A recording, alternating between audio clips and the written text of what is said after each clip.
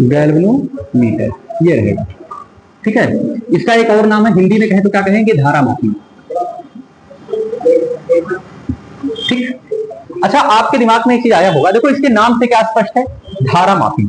ठीक है, मतलब ये धारा को मापता है। लेकिन अब आप कह सकते हो कि सर तो अमीटर क्या करता है भाई, अमीटर क्या करता है, वो भी धारा को मापता है। फिजिक्स के टीचर को मनकापुर में हम ही थोड़ी ना है, बहुत से टीचर। मैं कहूँ कि मैं क्या पढ़ाता हूँ तो कहोगे फिजिक्स, आपको राजगौर सर क्या पढ़ाते हैं, हमारे फ्रेंड हैं, तो वो क्या वही फिजिक्स ही पढ़ाते हैं। ठीक है, लेकिन अब उनमें थोड़ा जैसे भाई समानता तो बहुत कुछ है, लेकिन असमानताएं भी एक आदमी में होती है, चाहे कोई भाई ही क्यों ना हो। जैसे हमें विकास सर है तो कुछ समानताएं हैं, कुछ असमानताएं भी होंगी, चाहे एक ही परसेंट होगी लेकिन होगी जरूर, है ना, ये याद रखना। तो ऐसे ही धारामापी में और अमीटर में तो अंतर है, याद रखना। अमीटर जो होता है वो भी धारा को मापता है। ठीक है, अमीटर को परिपथ में श्रेणी क्रम में जोड़ा जाता है, परिपथ में। गैल्वेनोमीटर को भी हम जोड़ते हैं श्रेणी क्रम में, लेकिन अंतर एक चीज याद रखिएगा कि जो गैल्वेनोमीटर होता है, धारामापी होता है, ये परिपथ में धारा को पता भी लगाता है, ज्ञात भी करता है कि धारा इसमें है या नहीं है। जैसे कोई चालक है पदार्थ, तो क्या करते हैं, चालक कार्य में जो धारा प्रवाहित हो रहा है उसके लिए हम लोग क्या प्रयोग करते हैं, टेस्टर प्रयोग करते हैं। टेस्टर एक ऐसा यंत्र होता है, ठीक है, जैसे पेंचकस नहीं होता उसी टाइप का रहता है। अगर चालक तार रहेगा तो उसमें वापस कराएंगे तो उसके नीचे लाइट लगी होती है, वो जल जाती है, तो पता चल जाता है कि इसमें धारा बह रही है। समझना चीज, तो कह सकते हैं कि धारामापी एक ऐसा उपकरण होता है या एक ऐसा यंत्र होता है जो किसी वैद्युत परिपथ में धारा का पता लगाता है, है ना, या ज्ञात करता है कि धारा उसमें प्रवाहित हो रही है या नहीं, और प्रवाहित धारा का मान भी ज्ञात कर देता है। मतलब धारा का पाठ्यांक बताता है कि धारा कितनी बह रही है, 4 एम्पियर, 5 एम्पियर, 6 एम्पियर, 10 एम्पियर, कितनी धारा बह रही है ये भी बताता है। तो ये एक साथ दो कार्य कर लेता है, कौन, गैल्वेनोमीटर या धारामापी। और एक चीज मैं आपको बताता हूं, जो धारामापी होता है, ठीक है, धारामापी ये देखिए एक प्रकार से बहुत ही सूक्ष्म धारा को भी माप सकता है। ठीक है, याद रखना, एक प्रकार से बोल सकते हैं कि जो धारामापी होता है, मैं इसको थोड़ा आपको समझा देता हूं, जो धारामापी होता है ना, वो कह सकते हो एक प्रकार से कि जो माइक्रो एम्पियर की कोटि, माइक्रो एम्पियर की कोट की धारा को माप सकता है। एक याद रखना, माइक्रो एम्पियर की कोटि, मतलब जैसे मान लीजिए माइक्रो एम्पियर ऐसे बोलते हैं, माइक्रो एम्पियर मतलब अगर मान लो धारा है 1 माइक्रो एम्पियर बराबर होता है 10⁻⁻6 एम्पियर। इसका अर्थ क्या है, इसका अर्थ है 1 बटे इकाई ढाई सैकड़ा, और भी होगा 2 3 4 5 6 इकाई ढाई सैकड़ा हजार, है ना, और 10,000 लाख 10 लाख, 1 बटे 10 लाख, 1 बटे 10, 1 एम्पियर के 1 बटे 10 लाख के भी धारा को माप सकता है। इसका अर्थ है कैसे 0.000000336 इतने एम्पियर की धारा को भी माप सकता है। मतलब बहुत सूक्ष्म धारा को भी क्या कर सकता है, माप सकता है। कौन, धारामापी। इसका मतलब ये श्रेष्ठ है, वो उससे अच्छा मापता है। मेरी बात समझ में आ गई। अब धारामापी और एक होता है अमीटर। तो जो अमीटर होता है, अमीटर ये भी धारा को मापता है, लेकिन ये धारा को डायरेक्ट किसमें मापता है बताइए, एम्पियर में मापता है। डायरेक्ट एम्पियर से नीचे नहीं माप पाएगा। अगर आप मिली एम्पियर मापो, ठीक है, मिली एम्पियर में धारा है, मान लो जैसे मान लो कुछ चालक करने धारा बह रही है 0.02 एम्पियर, और आपने क्या लगा दिया परिपथ में अमीटर, तो धारा का माप नहीं बता पाएगा। सिंपल आप समझिए, जैसे एक वजन एक होता है, वेट तोलने वाला जो मशीन होती है, ठीक है, ऐसे लगा रहता है, यहाँ पर ऐसे लगा होता है, कोई भी इलेक्ट्रिक होता है, तो उसमें अगर उस पर लिखा रहता है अधिकतम मैक्सिमम कितना बताओ 20 kg, तो 20 जो छोटे बच्चे होते हैं या कभी कोई 10 किलो का रहता है, 15 किलो का जो भी रहता है, 20 का रहता है समानता। तो कोई छोटा लड़का है अगर 6 महीने का, 10 है ना, 10 महीने का, 12 महीने का, तो उसका वेट इससे मापते हैं। लेकिन एक होता है जिससे हम लोग अपनी, है ना, वेट को तोल सकते हैं, तो मशीन दूसरी होती है। अगर यहाँ पर आप यहाँ पर इस मशीन पे खड़े हो जाओगे इस तुला पर, तो क्या होगा, वो अधिकतम पे जाके रुक जाएगा, 20 से आगे जाएगा नहीं भाई, 20 से आगे उससे 40 ही आगे नहीं जाएगी, क्योंकि वो लास्ट है, मैक्सिमम है। तो ऐसे ही इस वेट को मापने के लिए क्या है, दूसरे यंत्र का प्रयोग होता है, और ज्यादा वेट को मापने के लिए दूसरे यंत्र का प्रयोग होता है।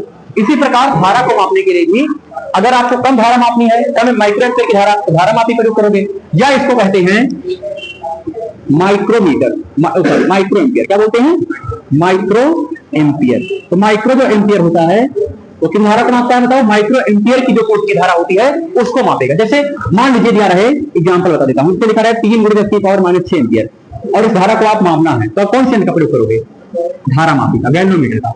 लेकिन अगर आपको 10 एम्पियर मापना है तो मीटर का प्रयोग कर सकते हो। मेरी बात समझ में आ गई। ये याद रखना, दोनों का काम एक ही है, बट उपयोग अलग अलग जगह है।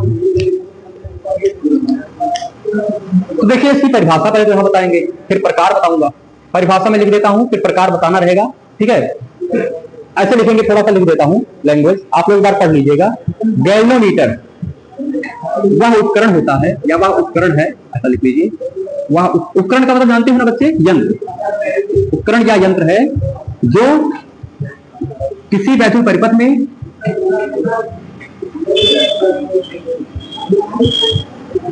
लिख मैं इसलिए रहा हूं क्योंकि आप इस बार पढ़ लोगे और 2 ही लाइन का उसके बाद में डेरिवेशन कराना है, ठीक है।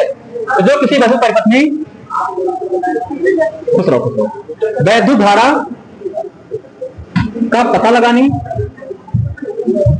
तो बच्चे ध्यान दें, बात कोई नहीं करेगा। गैल्वेनोमीटर वह उपकरण या यंत्र है जो किसी वैद्युत परिपथ में वैद्युत धारा का पता लगाने व उसका पाठ्यांक, पाठ्यांक मतलब उसको मापने, पाठ्यांक का मतलब उसको मापने के लिए प्रयुक्त होता है। तो उसी की बात हो रही है, ठीक है। धारा मापी की बात हो रही है, इसका अर्थ यह है। प्रिंसिपल बोलेंगे, प्रिंसिपल ऑफ, ये प्रिंसिपल प्रधानाचार्य नहीं होता, उसमें पीएल होता है, पीएल ही होता है, ठीक है। प्रिंसिपल ऑफ मूविंग, मूविंग मतलब चल होता है, जो चल रहा है। कुंडली का मतलब जानते हो, कॉइल होता है। धारामापी का मतलब गैल्वेनोमीटर। बहुत सिंपल सिद्धांत है, आप 2-3 बार में बता रहा हूं, उसको ध्यान समझिएगा, ठीक है, फिर अपने आप समझ में आ जाएगा। देखिए सिद्धांत यहां पर है, सिद्धांत को बताने से पहले मैं उसकी संरचना बना देता हूं, इसलिए उसकी संरचना बता देंगे ना, तब आपको सिद्धांतवाद समझा देंगे कैसे कार्य करता है, ठीक। ध्यान समझना, आपने पढ़ा है आर्मेचर के बारे में, पढ़ा होगा। आर्मेचर डायनेमो में लगा होता है, जनरेटर में। वो क्या करता है बताइए, वो यांत्रिक ऊर्जा को वैद्युत ऊर्जा में कन्वर्ट करता था, बदलता था। ध्यान समझिएगा, जिसको दोनों क्षेत्र चुंबक के बीच रखते थे। तो एक इसको मिटा देता हूं, तब बनाता हूं डायग्राम।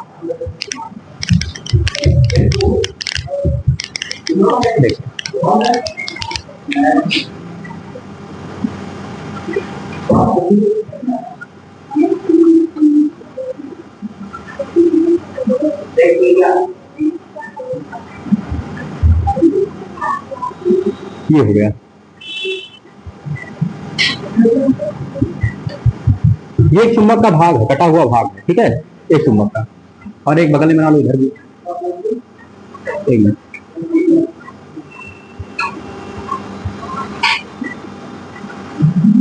ये चुंबक का कटा हुआ भाग हो गया।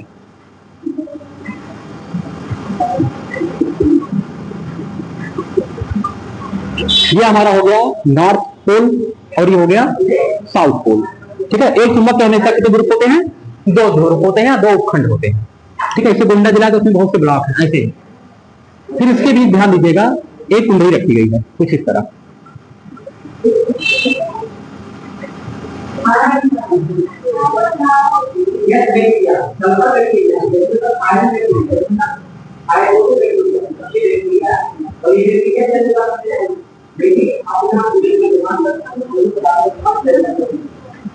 इस तरह बनेगा।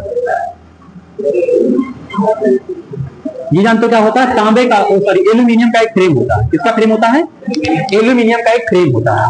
इसी फ्रेम पर क्या करते हैं, तांबे के तार को पृथककृत करके बहुत से तारे से फेरे क्या करते हैं, यह तरफ लपेट देते हैं।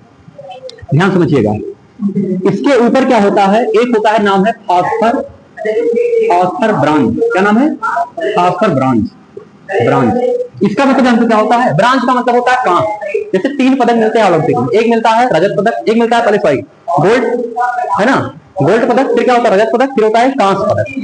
आपने पूछना होगा कि नहीं, आप ओलंपिक में नहीं देखते, क्रिकेट देखते लेकिन ओलंपिक नहीं देखते। ओलंपिक में 3 पदक मिलता है, तो फर्स्ट नंबर पे आता है उसको क्या मिलता है, गोल्ड, ठीक है, गोल्ड मेडल। फिर क्या मिलता है, सिल्वर मेडल, और एक होता है फिर ब्रांज मेडल, जिसको बोलते हैं कांस्य पदक। जो कांस होता है ना, कांसा, वो मिश्र धातु है, कई धातुओं को मिक्स करके बनाया जाता है, ठीक है, टिन मिलाया जाता है, उसमें टिन अधिक मात्रा में मिलता है, और उसमें और फिर फास्फोरस मिला होता है, ठीक है। हाँ याद रखना, तो ये फास्फर ब्रांच बना है, इसी से ये वाला जो बना है ये फास्फर ब्रांच का।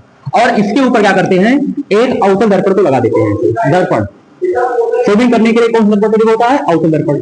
और बता दूं कहां प्रयोग होता है अवतल दर्पण, जो गाड़ी होती है, ठीक है, कोई भी गाड़ी, वाहन, उसके आगे जो हेडलाइट होता है ना, हेडलाइट के ऊपर जो लगा होता है दर्पण, कौन सा होता है, कौन सा होता है, यही लगा होता है, ठीक है, अवतल दर्पण। तो वैसे पॉलिश कम की जाती है। सेविंग के लिए कौन दर्पण प्रयोग करते हैं? अवतल दर्पण। समझना चीज सेविंग के लिए ये अवतल दर्पण है। यम लिख दो। यम से मतलब क्या हो गया? मिरर हो गया। ठीक है, फिर इसके ऊपर ध्यान दीजिएगा, ऐसे बना लीजिए।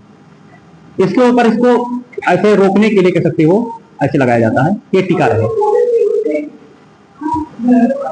इस तरह। ये क्या होती है? मैं लिख देता हूं इसको। ये एल्यूमिनियम की, सॉरी एल्यूमिनियम का आयताकार क्या होता है? फ्रेम होता है, आयताकार फ्रेम। ये क्या है बताओ?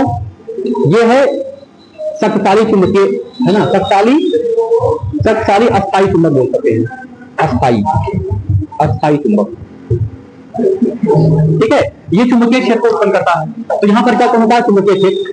और उसमें जो आयताकार, क्योंकि एल्यूमिनियम क्या होता है? धातु का सुचालक होता है, तो इसमें धारा बहेगी। अब बताओ, अगर इसमें धारा बहेगी, ध्यान देना, अगर इसमें मान लो धारा बह रही है आई, और शक्तिशाली चुंबक क्या उत्पन्न करेगा? ये भी शक्तिशाली चुंबक है। ये कौन सा पोल है बताओ? ये है दक्षिणी ध्रुव। कौन सा ध्रुव है? दक्षिणी ध्रुव है। और ये कौन सा ध्रुव है? नॉर्थ मतलब उत्तरी, ये उत्तरी ध्रुव है, या उत्तरी हम ध्रुवखंड बोल सकते हैं इसको, उत्तरी ध्रुवखंड, और इसको बोल सकते हैं दक्षिणी ध्रुवखंड। समझ में आ गया चीज चुंबक का? तो अगर चुंबकीय क्षेत्र को उत्पन्न कर रहा है और इस आयताकार फ्रेम में धारा बह रही है, तो धारा और चुंबकीय क्षेत्र दोनों एक दूसरे पर अन्योन्य क्रिया करके क्या करेंगे? एक दूसरे पर बल लागू लगाएंगे। कैसे? भाई चुंबकीय क्षेत्र उत्पन्न करेगा क्या? चुंबकीय बल। और धारा बह रही है, इसमें क्या प्रभावित हो रही है? धारा। धारा क्या उत्पन्न करेगा? भाई धारा का मतलब कि आवेश, है ना, धारा का मतलब आवेश का प्रवाह हो रहा है, तो यह आवेश उत्पन्न करेगा वैद्युत क्षेत्र। वैद्युत क्षेत्र कारण क्या उत्पन्न होगा? वैद्युत बल। तो वैद्युत बल और चुंबकीय बल एक दूसरे पर क्या करेंगे? बल को आरोपित करेंगे एक दूसरे पर। और जब एक दूसरे पर बल आरोपित करेंगे तब ये दोनों बल परिमाण में बराबर होंगे और दिशा में विपरीत होंगे। समझना की चीज? और जब दो बल परिमाण में बराबर हो किंतु दिशा में विपरीत हो, तब वो क्या बनाते हैं? एक बल युग्म बनाते हैं। समझना की चीज? क्या बनाते हैं? बल युग्म। ये बल युग्म क्या करता है जानते हो? ये जो बल युग्म होता है, ये कह सकते हैं कि जो आयताकार फ्रेम है ना, ये आयताकार फ्रेम की जो कुंडली बनाई गई है, आयताकार फ्रेम की क्या बनी है बताइए? कुंडली। इस कुंडली को चुंबकीय क्षेत्र के